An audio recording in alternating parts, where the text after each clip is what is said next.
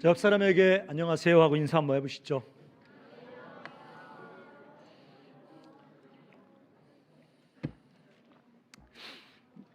제가 충북대학교 86학번이거든요. 이제 졸업은 94년도에 했어요. 근데 나이가 이제 5학년 6반이란 말이에요. 그런데도 이제 미용실 같은 데 가면 아줌마들이 뭐 머리 깎으면서 심심하시니까 아우 선생님 나이에 비해서 젊어 보이세요 뭐 이렇게 이런 말 하잖아요. 저한테 이제 뱃머리가 굉장히 고급스럽게 나셨어요 뭐 이렇게 하시거든요. 예. 근데 치명적인 실수만 안 하면 됩니다. 그럴 때는 칭찬은. 왜냐하면 이제 그분이 나한테 이제 나이에 비해서 되게 젊어 보이세요. 한 60 한 중반 뭐 이렇게 이제 말씀하시면 이제 그 집은 다시 못 가는 거죠. 네. 그래도 이렇게 나이가 먹고 그 말이 그냥 영업상 하루에도 한 200번씩 하는 미용사 사장님의 멘트라는 걸 알면서도 기분이 좋은 건 어쩔 수 없습니다. 윗머리가 굉장히 고급스럽게 나셨어요 막 이렇게 하면서 이제 말씀을 하시면 굉장히 기분이 좋아지거든요. 그런 말을 누가 해주겠어요? 저한테 집사람이 해주겠어요? 네, 안 해줍니다. 우리 집사람. 간사님들이 저한테 윗머리가 고급스럽다 이렇게 말해주겠어요? 여러분이 그렇게 해주겠어요? 근데 그 빈틈을 미용실 아줌마가 파고 들어오는 거죠. 저는 맨날 거길로만 갑니다.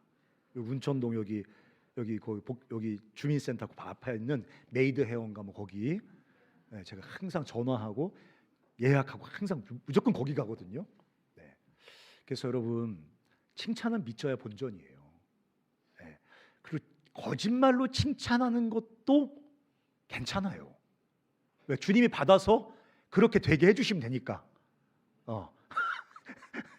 그러니까 옆 사람에게 굉장히 고급스러운데 이렇게 한번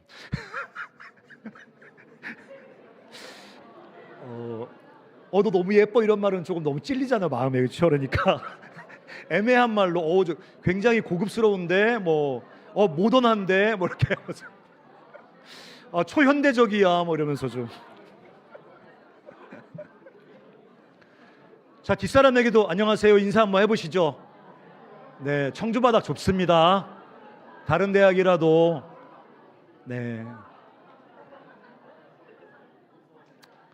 이렇게 오가면서 만나다 연애하는 거예요. 네. CCC가 옛날에는 캠퍼스 커플 커터라는 오명을 가지고 있었습니다. 네. 간사람들이 불꽃 같은 눈동자로 감시하다가 교제 좀 하려면 막 파고들어서 막 걔 믿음이 쥐약이야 막 이러면서 이제 뭐 이렇게 했는데 요즘은 캠퍼스 커플 커터가 아니라 생각을 안 하고 나와서 캠퍼스 커플 어쨌든 만드는 그런 단체예요. 겉으로 예수님 전하는 단체라고 이렇게 간판을 걸고 있지만 속으로는 커플 만들어서 결혼시키는 게 우리의 중요한 사명입니다. 네. 나가봐야 그놈이에요. 네. 연봉 높은 것들은 또 연봉값을 합니다. 또 막 아내 깔보고 막 그런 것들이랑 사느니 좀 못 벌더라도 특히 아내를 존경하는 남편과 사는 게 100배는 행복합니다. 네. 자, 분위기가 좀 이렇게 화해졌으니까 제가 오늘 다음 주 2주에 걸쳐서 내게 필요한 바로 그것이란 설교로 2번 설교 아니고 야그를 좀 하겠습니다. 제가 LPG 차를 타고 다니거든요. 한 5년 됐습니다. 뽑은 지가. 렌트카인데 장기 렌트카인데 그 LPG라 휘발유차 같은 거는 떨어지면 비상 서비스가 와서 기름을 넣어주면 되거든요. 근데 LPG 차가 그 가스가 떨어지면 레카로 끌고 가야 됩니다. 방법이 없어요. 가스차는. 근데 제가 정말 가스차가 웬만하면 그 엠꼬라고 하잖아요. 일본 말인가? 가스가 떨어지지 않는데 제가 정말 끝까지 다 내일 가야지 주유소 안 가다가 퇴근 시간 8차선 도로에 섰습니다. 그 사람들은 지나가면 차가 꺼먹고 멀쩡한데 사람도 이전도 멀쩡하잖아요. 그러니까 멀쩡한 차가 길가에 서 있으니까 막 빵빵거리고 막 창문 열고 야이 막 이렇게 야 이 개새끼야 막 이렇게 말하는 분도 계시고 막 별의별 사람들이 다 있는 거예요. 멀쩡해 보이는데 작동하지 않습니다. 왜 그래요? 연료가 없으니까. 연료가 없으면요, 천하의 벤츠라도 골칫덩어리가 됩니다. 예. 비싼 차일수록 연료가 떨어지면 밀고 가기도 정말 어렵습니다. 그런 것처럼 이 정상적으로 작동하지 않는 차가 정말 우리를 힘겹게 하는 것처럼 정상적으로 작동하지 않는 인간들이 우리가 금방 이렇게 보게 됩니다. 인류가 정상적으로 작동하지 않는구나. 나도 보면 정상적으로 작동하지 않는다는 것을 금방 알 수 있습니다. 누구도 원치 않는 이 갈등과 분열과 폭력과 전쟁은 도대체 어디서 온 것입니까? 이 폭력과 전쟁과 갈등은 도대체 누가 원하는 겁니까? 누가 계획하고 누가 간절히 원해서 지금 이 세상 가운데 만들어 놓은 것일까요? 이 공멸할 수밖에 없는 극단적인 이기주의,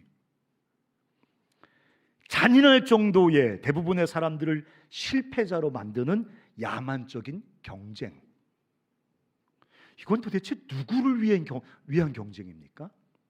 이 경쟁에서 과연 누가 행복해지는 겁니까? 그러니까 모든 사람들, 대부분의 사람들을 실패자로 만드는 이 야만적인 경쟁, 독점과 착취, 스스로를 죽이는 무분별한 개발과 환경 파괴, 마약, 술, 섹스, 약물 중독으로 스스로를 파괴하면서까지도 멈추지 못하는 수많은 사람들이죠. 마치 가스가 떨어져서 정상적으로 작동하지 않던 제 차처럼 무언가 잘못되었습니다. 이 세상이, 사람들이, 우리가 정상적으로 작동하지 않는다는 것입니다. 근데 더 충격적인 것, 더 놀라운 것은 뭐냐면 이런 지독한 고통스러운 상황 속에서도 사람들이 구원을 찾지 않는다는 거예요. 그냥 이렇게 말합니다. 삶은 다 그런 거지. 날마다 고통을 곱씹고 살아가면서 비정상적인 어떤 결핍과 어떤 상처와 긴장과 갈등 속에 살아가면서 사람들은 뭐라고 말하냐면 그 삶 말고 우리 삶 속에 가능한 어떤 구원, 그런 걸 기대하지 않습니다. 그런 걸 찾지 않습니다. 그냥 삶은 다 그런 걸 합니다. 구원에 대한 소망을 버린 채 자포자기에 빠져서 그냥 죽음을 향해 뚜벅뚜벅 걸어가는 대열, 그렇게밖에 인간을 달리 설명할 방법이 있습니까? 도대체 이 비정상적으로 작동하는 인류의 이 모습, 그리고 그 속에서 인간들의 어떤 절망은 어디서 온 것일까요? 성경을 가만히 보면, 여기 이제 성경을 다 알고 계신 분도 계시지만 성경을 전혀 알지 못하는 분들, 성경을 또 믿지 않는 분들도 계실 거라고 생각합니다. 성경에 그 가장 먼저 나오는 구절이 태초에 하나님이 천지를 창조하셨다는 구절입니다. 엄마 뱃속부터 교회를 다녔던 사람은 이게 뭐 그렇게 중요한 말씀인가라고 생각할지 모르겠지만 이건 굉장히 충격적인 시작입니다. 성경은 좀 친절하게 출발할 수도 있었습니다. 하나님은 인간을 사랑하셔, 아무나 와, 내가 너희들 다 사랑할 거야, 뭐 이렇게 듣기 굉장히 좋은 말로 성경을 시작했으면 그렇게 성경 통독에 수많은 그리스도인들이 좌절하지 않았을 겁니다. 근데 성경을 펴자마자 대차게 뭐라고 일단 지르고 시작하냐면 태초에 하나님이 천지를 창조하셨다. 그러니까 예수 안 믿는 분들이라든가 비크리스찬들이라든가 이런 분들이 성경 탁 펴놓고 읽은 다음에 뭐야 이거 하면서 집어 던진다는 말이죠. 근데 왜 그 구절로 시작했을까요? 시간적으로 가장 빨라서가 아니라 그것이 기독교의 가장 중요한 구절이라는 것입니다. 그게 하나님은 누구고 더 중요한 것은 우리는 누구냐, 나는 누구냐, 이상진은 누구냐, 각각의 이름을 가지고 있는 여기 앉아있는 나는, 사람인 나는 과연 어떤 존재이냐. 제가 그 마샬, 오 안 하는 거 보니까 마샬이 뭔지 아무도, 마샬? 유노 마샬? 베이시스트? 네, 마샬 아주 그 프리미엄급 스피커가 있습니다. 제가 어디 저 옛날에 출장 가서 호텔에 갔다가 거기 마샬 스피커가 있는데 들어봤는데 내가 집에서 듣던 음악은 음악이 아닌 거예요. 그건 뮤직이 아니라 뮤예요. 그냥 뮤. 그래서 제가 집에 와서 돈을 모아서 마샬, 그것도 쇼핑하다 보면 계속 등급이 올라가요. 처음에는 요만한 거 계속 올라가서 굉장히 비싼 거를 에라보르게 36개월 할부로 질렀습니다. 이따만한 거 그 마샬. 소리가 그 뮤직이에요. 여러분이 듣는 건 뮤예요. 그냥 뮤. 소리가 너무 달라. 근데 생각해 보세요. 그거 뭔지 몰라. 우리 아들이. 그래서 거기 저기 이렇게 천장에 꺼낼 때 집 숨겨놓은 컵라면 꺼낼 때 그거 밟고 올라가서 꺼낸다거나, 아니면 못 박을 때 그거 들어서 못 박는다거나 이렇게 하면 전 죽여버리는 거죠. 아들이고 뭐고 그거 없는 거예요. 죽어도 싼 죄입니다. 그것은. 뭔지를 모르면 어떻게 살 것인가가 절대 나오지 않습니다. 자기가 누군지 모르면 다른 사람을 쫓아 살아갑니다. 자기가 누군지 모르면 그냥 내 옆에 달려가는 사람들 1cm 앞에 달려가는 것이 인생의 유일한 목적이 돼버립니다. 내가 누군지 모르면 이 대열이 어디로 가고 있는지를 진지하게 묻지 못합니다. 그럴 여유가 없거든요. 일단은 따라 뛰고 봐야 되는 겁니다. 그 끝에 벼랑이 있을지라도. 근데 내가 누군지 분명히 알면 자기가 어디로 갈지 결정할 수 있는 힘이 생긴다는 것입니다. 성경에 태초에 하나님이 천지를 창조하셨다는 이 구절은 우리가 누군지에 대해서 가장 명확하게 얘기하는 성경에서 가장 중요한 구절입니다. 성경은 또 뭐라고 말하냐면 하나님의 형상과 모양을 따라 인간을 만들었답니다. 눈 2개 있다는 얘기가 아닙니다. 하나님이 콧구멍 2개 있다는 말이 아닙니다. 생각해 보십시오. 나처럼 생겼으면 여러분 그분 바라보면서 기도하고 싶습니까? 내 얼굴처럼 그렇게 생겼다는 게 아니에요. 하나님의 형상대로 우리가 지음받았다는 것은 하나님과 그분의 사랑의 교제 속에서만 나는 참된 만족과 배부름을 경험할 수 있는 존재라는 것입니다. 하나님의 형상대로 지음받았다는 것은 하나님이 반드시 필요한 존재라는 얘기를 하는 것입니다. 우리에게 반드시 있어야 될, 절대로 있어야 될 우리 생명의 양식과 본질은 다른 것이 아니라 하나님과 그분의 사랑이라는 얘기를 하는 것입니다. 우리가 아무리 현찮게 보여도 나는 하나님이 아니면 절대 배부를 수 없는 존재라는 얘기를 지금 하고 있는 것입니다. 그것도 창세기 1장 뒤에 보면 하나님께서 인간에게 복을 주셨다 이런 말 나오거든요. 그러니까 창세기 1장에는 우리가 누군지를 명확하게 얘기를 하고 있습니다. 인간은 하나님의 사랑을 받는 존재로 지어졌습니다. 그래서 인간은 하나님과 그분의 사랑이 절대적으로 필요합니다. 제가 시작하면서 그런 질문 던졌잖아요. 왜 인간은 정상적으로 작동하지 않는 것일까? 그 이유는 우리가 바로 그것을 잃어버렸거든요. 우리에게 반드시 있어야 되는 그것, 하나님과 그분의 사랑을 잃어버렸기 때문에 마치 연료 없는 자동차가 허우대는 멀쩡해 보이지만 전혀 정상적으로 작동하지 않는 것처럼 하나님을 잃어버린 인간은 절대로 정상적으로 작동하지 않는다는 것입니다. 근데 그렇게 살다 보니까 그게 나라고 생각합니다. 그렇게 비정상적으로 작동하는 내가 나의 삶의 그냥 정상적인 모양이라고 착각하고 살아가는 것입니다. 절대적으로 우리에게 필요한 거, 이것이 없으면 우리 삶은 죽음과 별로 다르지 않게 되는 하나님과 그분의 사랑을 잃어버렸습니다. 제가 이런 설교를 이제 학교 같은 데서 하면 학교 애들이 다 그렇게 표정에 써 있어요. 나는 그렇게 생각하지 않는데, 나는 그거 안 믿는데, 헛소리 하고 있네, 이런 표정이 채플 같은 데 가면 딱 써 있잖아요. 사실은 인간은 하나님을 버리고 하나님을 떠나는 데서 그치지 않고 하나님을 자기 기억에서조차 지워버렸습니다. 그게 인간의 죄성이에요. 하나님에 대한 미움과 증오예요. 나의 창조주요 왕이라고 자처하며 당신의 통치 아래 돌아오라는 그 하나님을 죄인들은, 죄로 오염된 존재들은 증오하고 혐오하고 적대시합니다. 어떻게? 하나님을 버리고 하나님께 반역하고 심지어 내 기억에서조차 하나님을 지워버립니다. 제가 옛날에 아주 재미난 이야기를 읽은 적이 있습니다. 죽도록 사랑하는 아주 마을에 금술 좋은 부부가 살았답니다. 아주 그냥 아주 쪽쪽 빨고 살아. 맨날 그냥 만나면 쭉 뽀뽀하고 막 그냥 길거리 걸어갈 때도 손 붙잡고 걸어가고 이렇게 쭈쭈바 나서 할 때도 당신 쭈쭈바 좋아해? 이러면서 막 좋아해? 하 뽀뽀 가면서 쭈쭈바 나눠 먹고 막 아주 그냥 밥맛 없는 그런 부부가 있었다는 거 아니에요? 너무너무 서로 사랑하던 아주 좋은 부부가 있었답니다. 여행 가서 길을 타고 렌트카 타고 가다가 교통사고가 세게 났어요.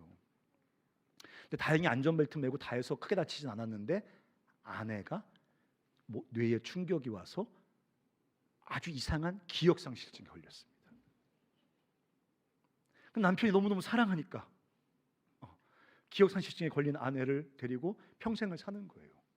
1년, 2년 시간이 지나면 회복될 거라고 생각하고 계속 열심히 섬기며 살아가는데 기억을 회복하지 못합니다.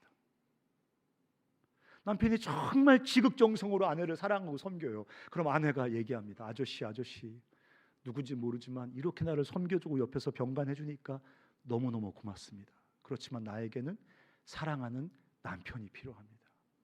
그 사람을 찾아주세요. 맨날 그 말을 하는 거예요. 자기 안에 그 끊임없이 솟아오르는 어떤 남편을 향한 어떤 갈증과 허기가 있는데 그 남편이 누군지를 기억하지 못하는 것입니다. 마치 그런 것처럼 인간들은 하나님과 하나님의 사랑을 상실해버린 그 빈 공간 속에서 올라오는 허기와 갈증 속에 날마다 신음하지만 그 하나님을 기억에서조차도 지워버린 거죠. 가장 중요한 것을 잃어버리고 자기가 무엇을 잃어버렸는지를 잃어버렸습니다. 비극인 거죠, 이거. 가장 소중한 것을 잃어버리고 자기가 무엇을 잃어버렸는지를 잊어버렸다는 것입니다. 그리고 자신이 잃어버린 것에 그 빈자리 때문에 죽음 같은 비정상을 살고 있습니다. 그게 모든 인류의 비극인 것입니다. 저는 이제 이번 주와 다음 주 간단하게 하나님과 그분의 사랑에 대해서 말씀을 이야기를 여러분과 함께 하려고 합니다. 제가 이 말을 왜 하려고 하냐면 제가 얼마 전에 재미난 영화를 하나 봤거든요. CIA의 그 핵심 그 암호명이 울트라 맨인데 핵심 그 암살자가 하나 있는데 거기도 기억상실증에 걸렸습니다. 근데 그 팀장이 와서 무슨 말을 하면 기억이 이렇게 살아나요. 무슨 이상한 말인데 말을 하면 기억이 자꾸 조금씩 살아납니다. 하나님 말씀은 우리 안에 이렇게 잃어버렸던 하나님의 사랑에 대한 기억을 떠오르게 해줄 거라고 저는 믿거든요. 그래서 제가 하나님의 사랑에 대해서 2주 동안 여러분과 말씀을 나눌 때 여러분 안에 하나님과 그분의 사랑을 다시 기억하는 그런 계기가 되기를 바랍니다. 기독교를 이야기하기 전에 하나님의 사랑을 이야기하기 전에 너무 큰 이야기니까 제가 한 장의 사진을 보여드리고 시작하겠습니다. 자, 이 사진은요 알론소 카노라는 사람이 그린 십자가에 못 박힌 그리스도입니다. 이렇게 보니까 굉장히 멋있게 나오지만 사실 저 그림을 자세히 보면 굉장히 끔찍하게 죽임을 당한 예수의 어떤 그런 형상을 최대한 잘 그리려고 애를 쓴 그림입니다.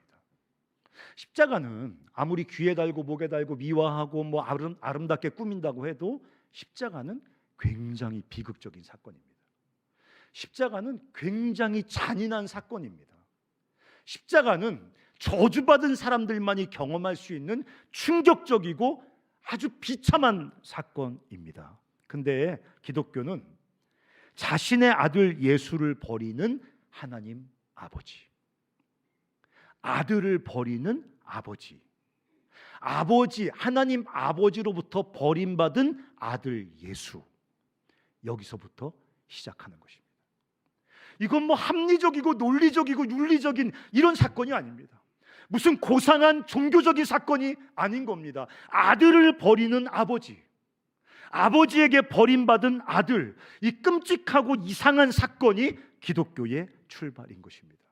기독교가 탄생할 때 그 십자가 언덕 위에서, 골고다 언덕 그 십자가 위에서 그 십자가의 죽임을 당하던 아들 예수가 외쳤던 마지막 외침은 엘리 엘리 라마 사박단이거든요. 무슨 말입니까? 나의 하나님, 나의 하나님, 왜 나를 버리냐는 그 절규에 찬 고통스러운 외침, 그게 기독교가 이 땅에 존재하게 한 사건인 것입니다. 왜?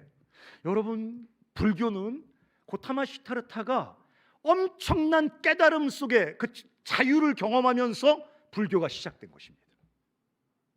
이슬람은 마호멧이 굴에서 가브리엘 천사를 만나는 엄청나게 황홀한 사건을 통해서 이슬람교는 시작한 것입니다. 힌두교도 아주 고대 현자들의 깨달음을 통해서 우주의 원리를 깨닫는 그 엄청난 그 눈이 열리는 그 개벽 같은 자유함을 경험하면서 시작했습니다. 대부분의 종교는, 아니 모든 종교는 아주 아름답고 아주 환상적인 종교적 사건을 통해서 대부분의 종교는 시작했습니다. 그렇지만 기독교는 아버지가 아들을 버리는 가장 비참한 자리, 아들이 아버지에게 버림받는 가장 끔찍한 자리에서 기독교는 탄생을 한 것입니다. 그러니까 우리는 기독교인이든 아니면 기독교에 관심이 있어 여기 왔든 한 가지 질문을 반드시 던져야 되는 것입니다. 왜 한 아버지는 아들을 버려야 한 것입니까? 거기서 기독교가 시작했으니까 왜 아버지 중에 아버지라는 하나님은, 왜 아버지는 하나밖에 없는 그 사랑하는 아들 예수를 버려야 했던 것일까요? 성경은 아주 명확하게 얘기하고 있습니다. 하나님을 반역하고, 여러분 죄는요, 우리가 어제 거짓말하고, 어제 우리 친구 귀싸대기 때리고, 어제 친구 초콜릿 훔쳐먹고 거짓말하고, 네, 이거 죄예요. 나쁜 죄입니다. 그거 아주 그냥. 지가 사 먹으면 되지 왜 친구 거 훔쳐먹습니까? 왜? 나쁜 죄예요. 하지만 성경이 말하는 죄, 회개하라고 성경이 지적하는 죄는 그런 게 아닙니다. 우리 어제 거짓말 3번 했어요. 윤리적인 반성이 회개라고 생각합니다. 성경이 말하는 회개는 그렇게 어제 잘못한 윤리적인 반성을 하라고 말하는 게 아닙니다. 회개는 우리의 주인이요 왕이신 하나님께 반역한 내 삶의 방향과 태도에서 돌아서란 얘기를 하는 게 회개입니다. 죄가 뭡니까? 우리의 창조주요 우리의 왕이신 그분을 반역한 것이 우리의 죄입니다. 그분을 버린 것이 우리의 죄입니다. 그분의 통치를 떠난 것이 우리의 죄입니다.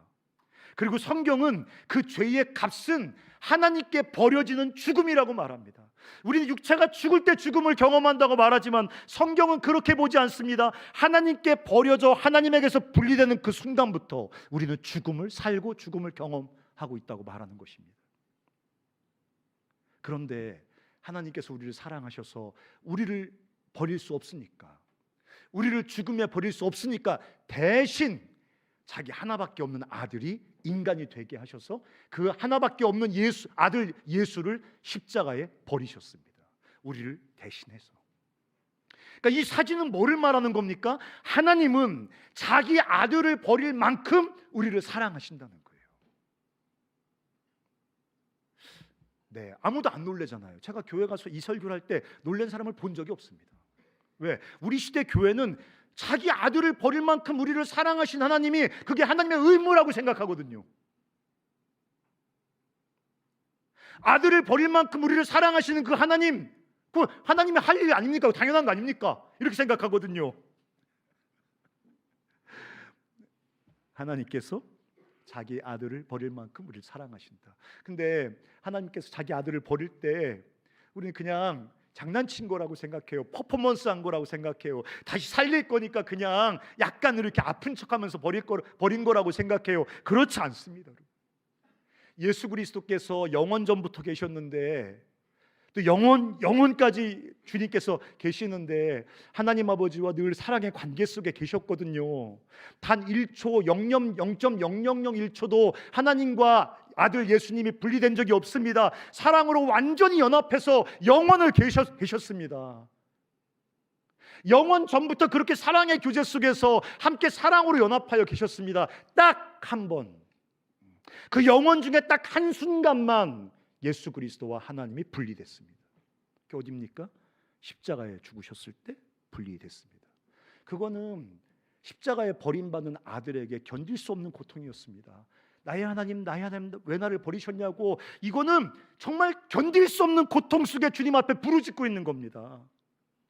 예수님께서 3년 내내 난 죽을 거다, 십자가에 죽을 거다 늘 제자들에게 누누이 강조했음에도 불구하고 죽기 전날 겟세마네 동산에 올라가서 벌벌 두려워 떨면서 주님 제발 좀 할 수만 있으면 이 잔을 내게서 좀 지나가게 해달라고 왜 기도했겠습니까?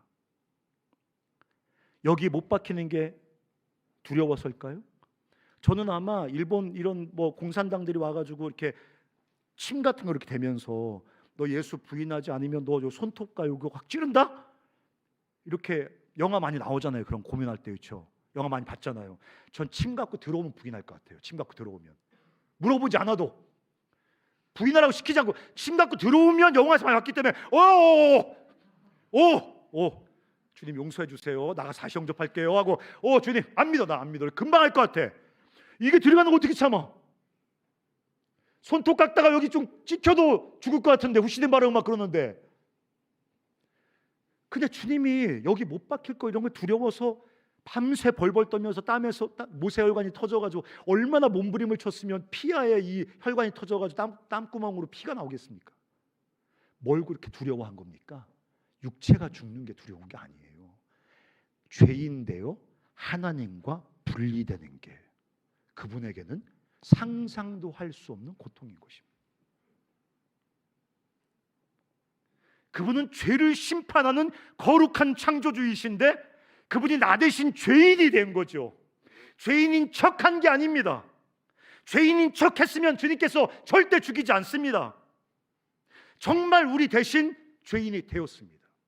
그래서 하나님은 온 인류의 죄를 향한 당신의 모든 거룩한 진노를 십자가 위에 다 쏟아부으셨습니다. 그게 자기 아들 예수를 버리는 겁니다. 예수와 아버지 하나님이 영원 속에서 유일하게 분리된, 그게 예수님께만 고통스러우셨을까요? 하나님 아버지가 10,000배는 더 고통스러우셨을 겁니다. 버림받는 예수님보다 버리시는 아버지가 10,000,000배는 더 고통스러웠을 거라고. 당신이 어떡합니까? 하나님 아버지 마음을 왜 몰라? 내가 자식을 키워봤는데. 우리 둘째가 소위 학교에서 맨날 의도터지고 다니는 빵 셔틀이었습니다. 그게 제 늘 기도 제목이었었어요. 학교 갈 때 공부 잘하게 해주세요. 기도해 본 적이 없습니다. 저는 오늘도 안 터지고 학교에서 돌아오게 해주시옵소서. 이게 늘 기도예요. 어느 날 이렇게 우중충해서 오면 제가 얘기합니다. 학교 다니지 마. 무슨 학교를 무슨 행복해지려고 다니지, 무슨 학교 가서 의도 터지고 맨날 다니지 마. 괜찮아. 그 제가 손잡고 경포대 놀러 갔고, 경포대 같이 막 모래 차고 막 욕해 씨 막 하고 막 신나게 모래 차더니 다닐게요. 그러고 다니더라고요. 걔가 초등학교 6학년 때 그때부터 맞았거든요. 쭉 맞았어요. 쭉 일생을 맞다가 고등학교 때 좋은 친구 만나서 안 맞게 됐는데, 초등학교 때 학교에 비 와서 데려다주러 우산 갖다주러 갔는데 교문을 딱 도는 순간에 학교 중앙에서 우리 아이가 옆에 있는 애한테 뒤통수를 딱 맞더라고. 이거 봤어요. 나중에 알고 보니까 장난친 거라더라고. 친구라고. 아프지도 않았다고. 나는 그거 볼 때 한 100m 떨어져 있는데 여기에 심장에 누가 무슨 그 말뚝을 박는 느낌이지. 말뚝. 내가 만약에 아이언맨 같았으면 쐈어 이거 막 토르 같으면 그 막 집어 던졌을 거야. 꽃게기 같은 거 막. 나중에 물어보니까 하나도 안 아팠대. 나는 심장이 막 터지는 것 같아. 예수가 더 아팠다고. 버림받는 예수가 더 고통스러웠다. 아니요. 버리시는 하나님 아버지가 10,000,000배는 더 심장이 터지는 것 같은 고통을 느끼셨을 거예요. 왜? 그렇게 아들을 버릴 만큼 우리 사랑하셨으니까. 근데 성경의 충격적인 또 하나의 선언은 뭐냐면 아들을 아끼지 않고 내어주셨다고 써 있어요. 로마서 8장에. 이건 내가 여기서 쓰러졌거든. 아들을 내어주는 게 심장이 터지는 것처럼 고통스러웠지만 아깝지는 않았다 이거예요. 이해할 수 있습니까? 우리를 향한 하나님의 사랑이 이해가 됩니까? 아들을 내어주시는 게 심장이 터지는 것처럼 고통스러웠지만 아깝지는 않다, 그럴 리 없겠지만 또 내어줘야 된다면 얼마든지 매일같이 그 지독한 고통을 감수하고 아들을 내어주겠다는 거예요. 아들을 아끼지 않고 내어주실 만큼 우리를 사랑하시는 하나님 아버지, 그게 십자가 스냅사진이 우리에게 말해주는 하나의 메시지인 것입니다. 그럼 우리가 또 하나 질문이 생기잖아요. 도대체 왜 우리를 사랑하는 건데요? 자, 한번 옆 사람 다시 한번 쳐다보면서 사랑할 만합니까? 꼬라지가?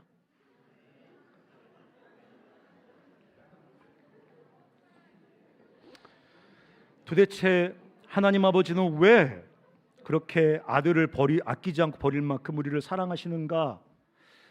성경 아무리 뒤져봐도 소용없습니다. 성경에 한마디도 안 쓰여 있거든요. 왜? 어떤 이유가 있는 게 아니기 때문에 그렇습니다. 우리는 이유 없는 사랑을 불신합니다. 우리 시대가 그렇잖아요. 다 조건적이고 상대적인 사랑의 시대 속에 살기 때문에 누군가 이유 없이 사랑한다란다? 그럼 일단 의심하고 봅니다. 그렇지만 우리를 살게 하는 진짜 사랑은 이유 없는 사랑이 우리를 살게 하는 것입니다. 하나님이 우리를 도대체 왜 그렇게 말도 되지 않는 충격적인 사랑을 왜 우리를 위해 쏟아 부으시는가? 우리가 그분을 향해 제공한 어떤 이유 때문이 아닌 겁니다. 우리가 인격적으로 훌륭해서, 우리가 헌신해서, 우리가 그분을 믿어드려서, 우리가 그분께 뭐를 해서, 우리 안에 숨겨진 어떤 뭐가 있어서 우리를 향한 그분의 사랑이 시작된 게 아니라 일방적으로 우리를 향한 그분의 사랑이 무조건적으로 시작이 됐습니다. 그분에게서 시작된 거예요. 내가 야기시킨 게 아닙니다. 내 경건이, 내 헌신이, 내 인격이 그분의 사랑을 발생시킨 게 아니라 그분에게서 그냥 우리를 향한 사랑이 일방적으로 시작된 것입니다. 우리를 사랑의 대상으로 창조하셨습니다. 창세기 1장에 우리가 주님을 위해서 무엇을 하기도 전에 하나님께서 우리에게 복을 주시사 이렇게 써 있거든요. 우리를 사랑하시고 당신의 그 복을 쏟아부어주는 대상으로 우리를 지으셨어요. 그분은 피조물을 사랑하시는 창조주이시고 그 피조물들이 타락하고 하나님을 반역했음에도 불구하고 그 사랑은 변하지 않습니다. 이 말은 우리에게 어떤 메시지를 주고 있는 겁니까? 우리를 향한 하나님의 사랑을 우리도 깨뜨릴 수 없습니다.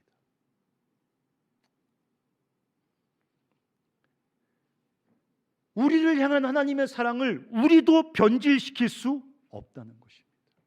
우리가 야기시킨 게 아니기 때문에, 우리가 발생시킨 게 아니기 때문에, 우리가 시작시킨 게 아니기 때문에 우리를 향한 하나님의 사랑을 우리가 깨뜨리거나 변질시킬 수 없다는 것입니다. 그래서 우리는 이것을 절대적인 사랑이라고 부릅니다. 절대적인 사랑. 우리는 우리의 죄나 우리의 실패, 우리 연약함이 그 사랑을 변질시킬 거라고 착각합니다. 그래, 하나님의 사랑이 없어졌어라고 말하는 사람은 없지만 내가 이렇게 찌질이 궁상처럼 사는데 지금 하나님 나를 B급 사랑으로 사랑하실 거야. 더 등신이 터졌으니까 C급, D급 이렇게. 우리의 죄나 실패와 연약함이 우리를 향한 하나님의 사랑을 변질시킬 거라고 착각해요. 그래서 우리는 늘 소외감, 실패감, 수치감, 열등감 속에 살아요.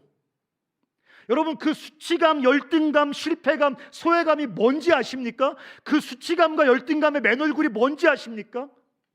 하나님의 사랑에서 스스로 등을 돌려, 하나님의 사랑에서 스스로 등을 돌린 사람들이 경험하는 그 분리감이거든요. 분리감.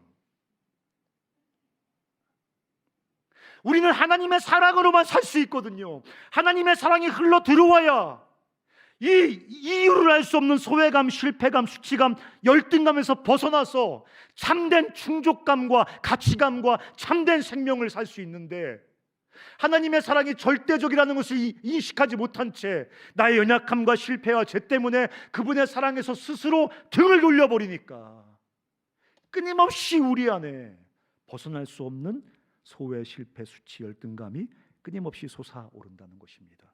하나님에게서 스스로 분리된 느낌이 그런 감정들로 우리에게 경험되어지는 것입니다.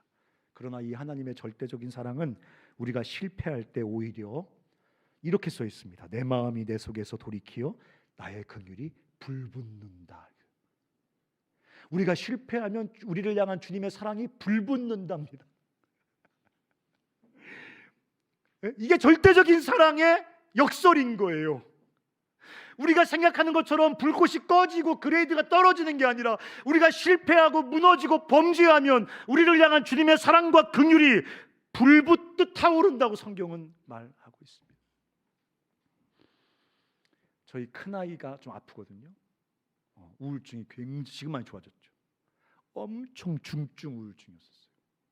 한번 소파에 누우면 월요일 날 누우면 토요일쯤 일어났었어요.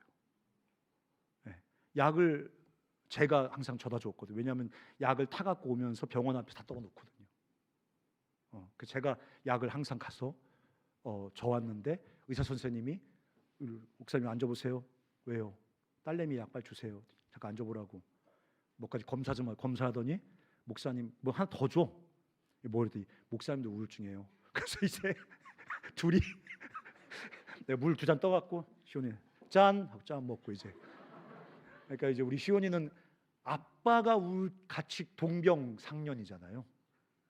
동일 질병 걸린 거에 굉장히 위로를 받고 더군다나 목사가 우울증이라니까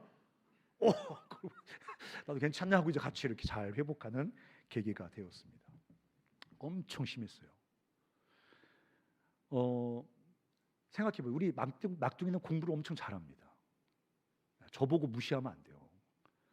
저는 공부를 못했지만 우리 막둥이는 돌연변이에요. 여기 교원대 부속고등학교 다니는데 공부를 꽤 잘합니다.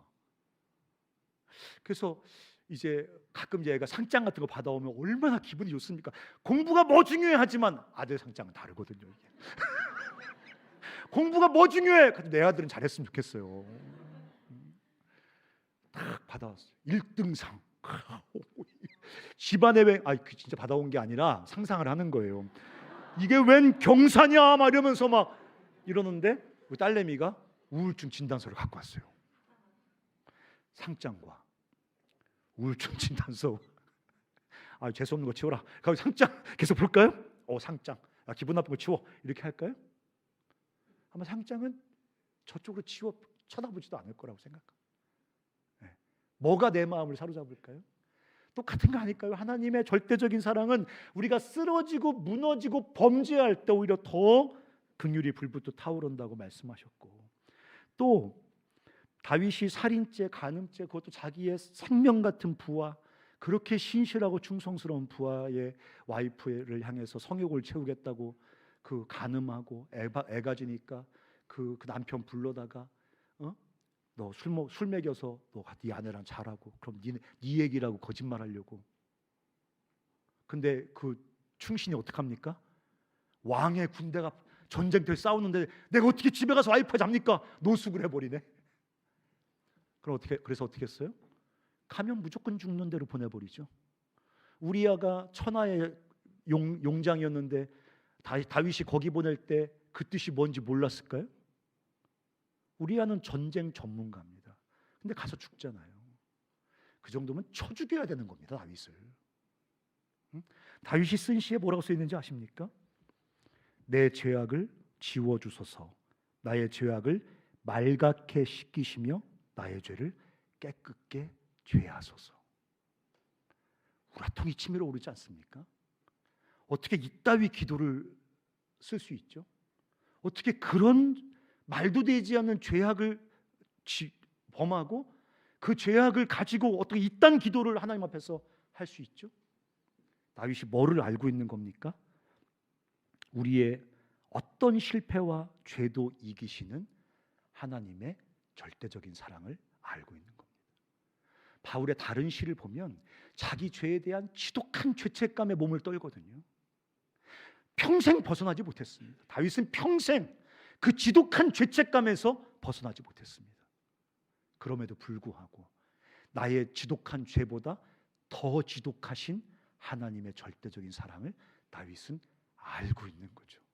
그래서 하나님 앞에서만 그런 기도가 가능했던 것입니다. 주님, 이 지독한 죄를 주님이 말갛게 지워 주십시오. 결국 하나님의 절대적인 사랑은 우리의 실패와 연약함과 죄성을 이기고 우리 삶에 그리스도의 형상을 완성시킨다고 말씀하십니다. 사랑하는 형제자매 여러분, 우리가 예수 믿으니까 천국 가는 티켓을 뒷주머니에 가지고 있는 건가요? 천국은 여러분이 예수를 믿었기 때문에 가는 겁니까? 아닙니다. 천국은 우리를 사랑하신 하나님이 우리 삶을 끌고 가시는 겁니다. 여러분, 천국은 우리를 사랑하시는 주님이 우리의 죄와 연약함과 모든 그 패역함을 다 이기시고 당신의 아들 예수 그리스도의 형상처럼 거룩하고 흠이 없는 존재로 만들어서 우리를 끌고 천국에 들어가시는 것입니다. 그래서 다윗은 자신이 이 하나님의 절대적인 사랑에 깊이와 넓이와 높이와 길이에 갇혀 있다고 고백을 합니다. 다 끝났어요. 설교. 소망을 버리지 마세요. 기독교가 말하는 두 가지 중요한 진리가 있는데, 하나는 하나님이 살아계신다. 두 번째는 설교는 끝난다. 하나님이 설교자면 영원히 설교하시겠지만 인간 목사들은 영원히 설교할 힘이 없습니다. 내용도 설교할 내용도 없고 다 끝났습니다.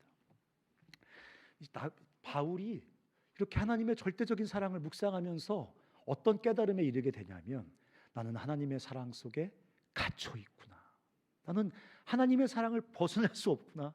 하나님의 사랑의 깊이, 넓이, 높이, 길이를 벗어날 수 없구나. 하나님의 사랑의 깊이는 뭡니까? 우리가 아무리 추락하고 깨어지고 무너지고 침체에 빠지고 그래도 하나님의 사랑의 깊이를 벗어날 수 없는 겁니다. 다윗이 살인하고 간음하고 그 처참하게 깨질 대로 깨어졌지만 하나님의 사랑의 깊이를 벗어나지 못했습니다. 베드로는 예수님 3번이나 저주하면서 비참하게 무너졌지만 하나님의 사랑의 깊이를 벗어나지 못했습니다. 넓이는 뭡니까? 우리 삶에 발생하는 온갖 종류의 일들, 아프고 좋고 뭐 별의별 일이 다 벌어지지만 내 인생 속에 벌어지는 모든 일들은 하나님의 사랑의 넓이를 벗어나지 못합니다. 내 삶 속에 발생하는 모든 일들 속에 하나님의 사랑의 임재가, 하나님의 사랑의 작동이 스며들어 있다는 말을 하는 것입니다. 높이는 뭡니까?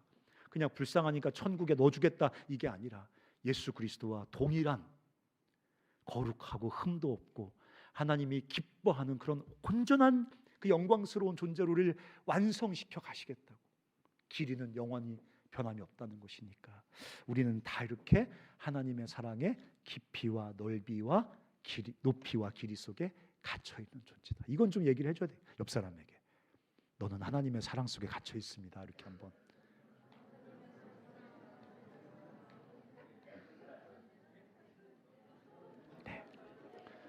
우리 대학에 들어온 신입생들, 또 늦가기로 CCC에 들어온 분들, 대학에 와서 잘 돼야 될 텐데 아무리 잘 돼도 소용없습니다.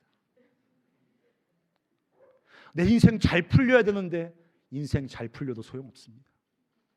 그런 것은 여러분의 삶의 진짜 생명을 보장해 주지 못합니다. 오직 우리가 벗어날 수 없는, 아무리 몸부림을 치진 않지만, 사랑이 벗어나려고 몸을 치진 않지만 절대 벗어날 수 없는, 우리를 가두고 있는 하나님의 사랑 때문에 우리가 새롭게 시작하는 대학 생활 속에서도 우리가 구원의 소망을 갖는 것이고, 낯선 새로운 삶을 시작하면서도 새로운 소망을 갖게 되는 것입니다. 그 곡성이라는 영화에 난 미끼를 던진 것이고 넌 그걸 확 문 것이요. 황정민이가, 전 지금도 곡성을 보지 못합니다. 어떻게 그런 영화를 만들 수 있는지 놀라울 뿐입니다. 난 미끼를 던진 것이고 넌 그걸 확 문 것이요. 미끼를 물어서는 우리의 허기와 갈증이 해결되지 않습니다. 우리 생각해 봅시다. 미끼를 물어서는, 미끼의 용도는 여러분을 배부르게 하려고 하는 게 아닙니다. 미끼를 물어서는 내가 그렇게 찾는 그것이 찾아지지 않습니다. 이 갈증과 허기가 채워지지 않습니다. 미끼는 그런 이유로 던지는 게 아닙니다. 돈, 섹스와 로맨스, 성공과 권력, 반복적으로 배신과 환멸을 경험했으면서도 세상을 보면 돈과 섹스와 권력과 성공이 마치 우리를 구원할 것처럼 추구하던 인간 역사가 어떻게 허물해졌는지를 우리가 너무 빤히 보고 있으면서도 조금만 더 마치 미끼를 문 물고기처럼 죽음을 향해 끌려가는 사람들이 있습니다. 거의 신앙 수준이거든요. 돈을 추구하는 인류가 어떻게 철저히 깨어져 가는지를 보면서도 거의 신앙 수준으로 돈과 섹스와 권력을 추구하는 시대입니다. 이제 그만 하나님께로 돌아가야 되겠습니다. 그냥 종교란에 기독교라고 써놓는 건 아무런 의미가 없습니다. 하나님의 통치 아래 돌아가서 하나님께로, 하나님의 사랑으로 돌아가서 그분과 그분의 사랑이 우리 삶을 어떻게 채우고 구원하는지, 내가 그분과 그분의 사랑에 연결될 때 나는 정말 내 정체는 무엇인지, 그때서야 우리는 비로소 자신을 발견할 수 있을 것입니다. 그 갈증과 허기를 채우겠다고 전쟁까지 하고 착취와 독점을 일삼고 그렇게 하는 것이 성공이라고 여기며 미친 듯 자신과 세상을 파괴해야 하는 이 시대에 너는 내가 만든 나의 자녀라고, 내가 너를 사랑한다고, 너의 허기와 갈증은 내 사랑으로만 채워진다고 손을 내어 미는 주님께 돌아가시기 바랍니다. 내가 등신 같아서 이렇게 삶이 고통스러운 게 아닌 거예요. 나는 하나님으로만 채워지는 존재이기 때문에 이런 것입니다. 사랑하는 형제와 자매들이 함께, 우리가 노래방 잘 못 가니까 이 노래 부르면서 우리가 다시 주님께로 나아갔으면 좋겠어요. 무덤 문이 열리고 마른 뼈가 살아나네. 주로 인해 거짓은 무너지고 진리가 선포되네. 이곳에 생기가 불어옵니다. 성령이 일하십니다. 회복이 일어납니다. 부흥이 시작됩니다. 우리가 하나님께로 돌아가서 그분의 사랑을 다시 경험하기 시작할 때 이 가사가 우리에게 경험될 거라고 믿고 우리가 이 찬양 주님 앞에 드리겠습니다.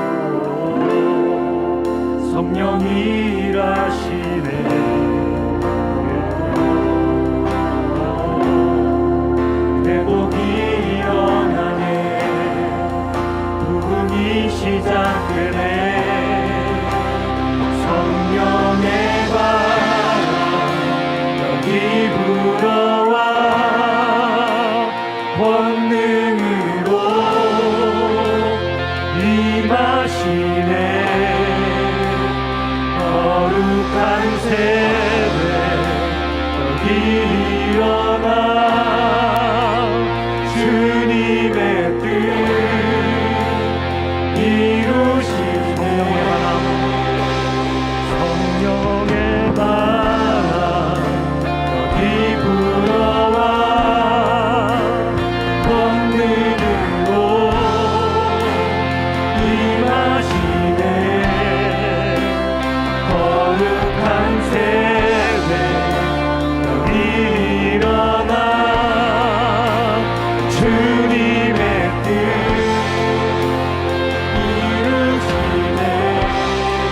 한번 찬양할 때요, 여러분은 기독교의 구원을 뭐라고 생각하십니까? 나중에 천국 가는 거라고 생각하십니까? 저는 그렇게 생각하지 않습니다. 우리가 하나님의 사랑 안에서 구원을 받는다는 것은 우리가 그분 안에서 어떤 존재인지를 이 땅에서 새롭게 발견하는 것입니다. 물론 불완전하고 연약하고 실패하고 넘어질 것입니다. 그러나 우리가 주님과 그분의 사랑 안에 들어가면 우리는 우리 자신에 대해서 눈을 뜨게 되고, 그동안 소망하지 않았던, 기대하지 않았던 전혀 새로운 삶이 우리 삶에 시작되는 것을 경험하게 될 것입니다. 그래서 여기 성령의 바람이 그때 우리 삶 가운데 불어오고 권능으로 임하시고 우리가 거룩한 세대 되어 다시 일어나는 것을 경험하게 될 것입니다. 우리 믿음을 가지고 다시 한번 이 찬양할 때 그런 고백으로 주님 앞에 나갔으면 좋겠습니다. 무덤 문이 열리고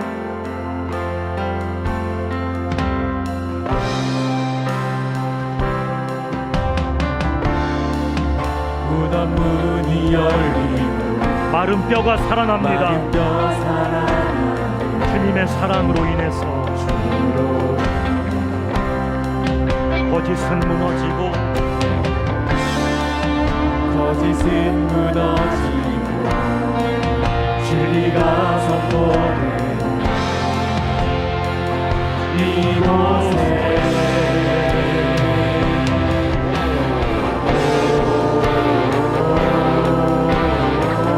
생기가 불어오네.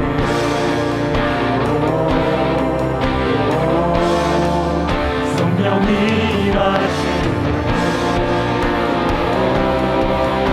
회복이 일어납니다. 회복이 일어나네. 부흥이 시작됩니다. 부흥이 시작되네.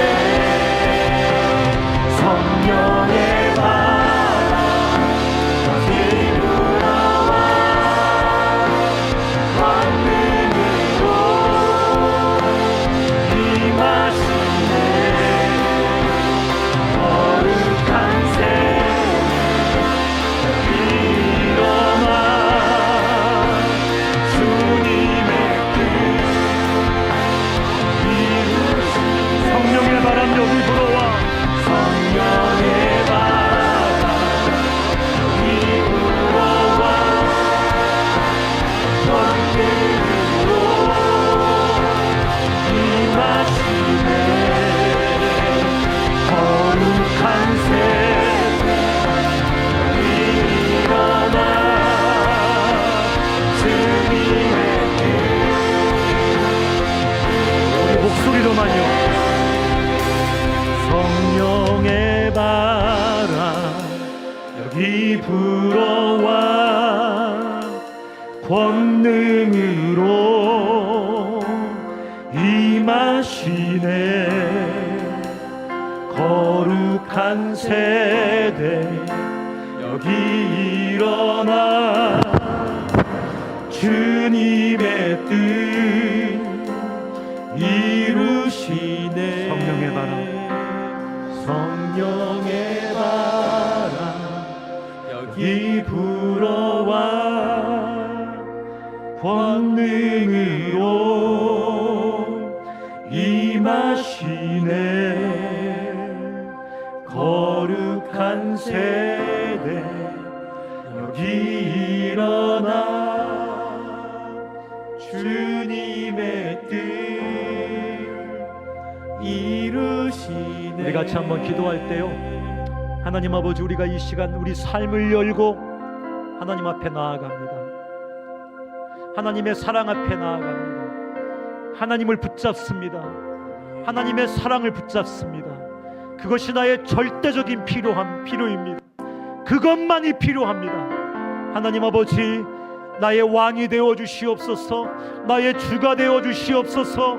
내 삶을 한 병도 남김없이 채워 주시옵소서. 당신으로만 충만하게 하여 주시옵소서. 내가 다시 하나님의 사랑을 먹고 마시고 그 사랑으로 배부르게 하여 주시옵소서. 그 사랑에 사로잡혀서 주님과 함께 세상을 변화시키는 거룩한 사람으로 일어나게 하여 주시옵소서라고 우리 같이 주님 앞에 나가며 기도하겠습니다. 살아계신 아버지 하나님,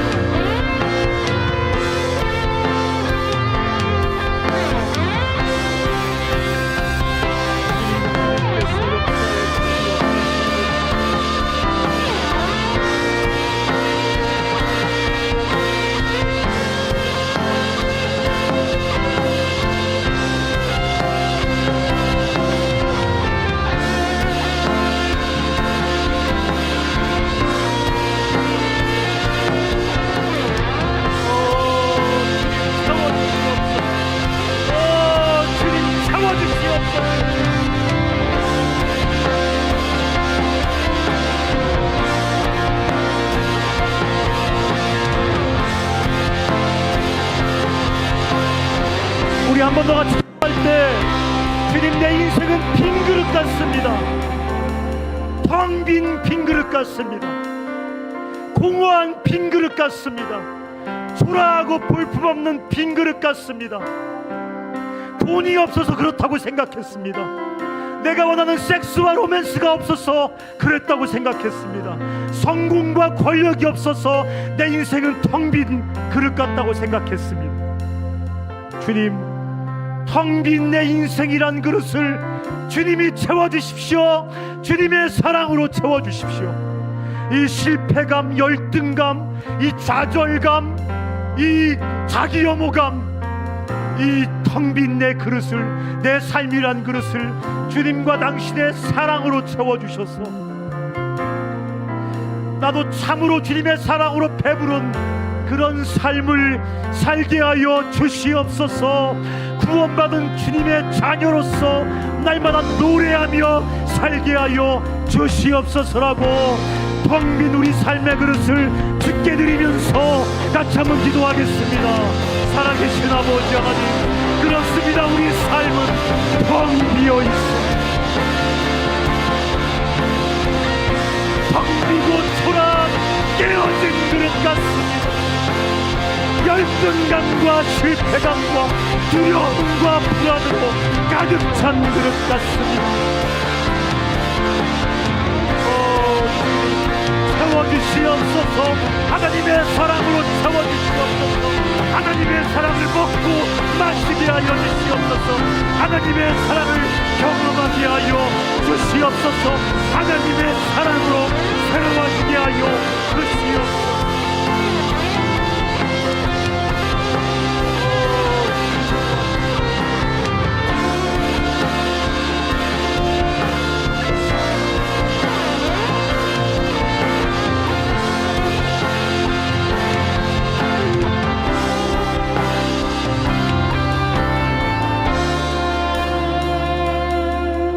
하나님 아버지, 우리가 주님께로 나아갑니다. 주님의 사랑, 그 한량없는 절대적인 사랑을 향해 나아갑니다.